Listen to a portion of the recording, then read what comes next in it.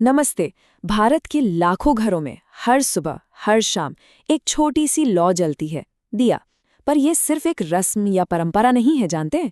इसके पीछे तो एक बहुत गहरा विज्ञान, एक फिलॉसफी छिपी हुई है। ये रोज का छोटा सा काम है, हाँ, पर इसके मतलब बहुत गहरे हैं। तो चलिए आज इसी दिए के पवित्र विज्ञान को थोड़ा समझते हैं। तो सबसे पहला और सीधा सवाल यही उठता है कि आखिर हम दिया जलाते ही क्यों हैं? क्या बस इसलिए कि अंधेरा दूर हो जाए, या फिर इसका कोई गहरा आध्यात्मिक मतलब भी है? आइए आज की इस पड़ताल में इसी सवाल की तह तक चलते हैं। तो ठीक है, शुरू करते हैं। देखिए, शास्त्रों में एक बहुत ही सुंदर प्रार्थना आती है, तमसो मा ज्योतिर्गमय। इसका मतलब बहुत सीधा सा है, मुझे अंधकार से प्रकाश की ओर ले चलो। और ये सिर्फ एक लाइन नहीं है, ये इस पूरी बात का, इस पूरी समझ का आधार है।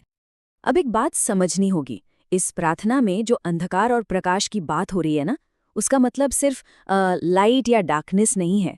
यहाँ अंधकार का मतलब है हमारा अज्ञान, हमारा कंफ्यूजन, मन की सारी नेगेटिविटी। और प्रकाश प्रकाश है ज्ञान, क्लैरिटी, पॉजिटिविटी।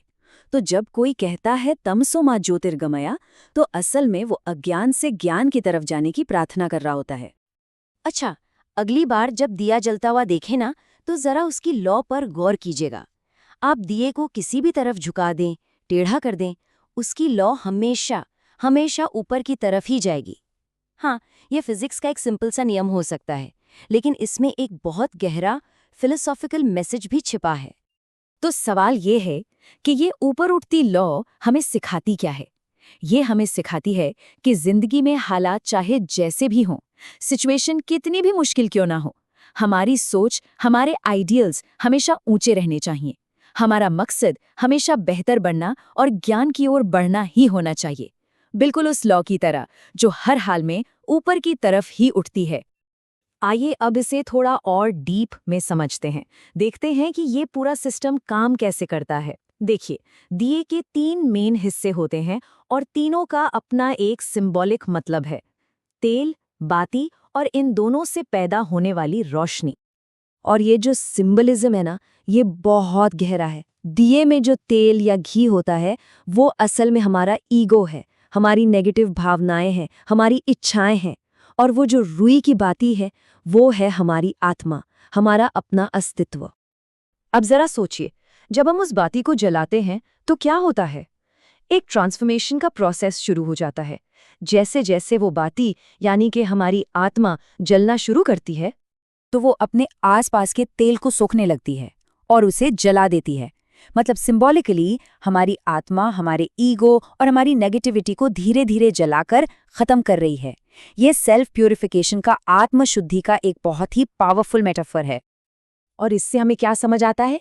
यही कि जब तक ये ईगो वाला तेल जलकर खत्म नहीं हो जाता ना, तब तक आत्मा की रोशनी ठीक से फैल ही नहीं सकती।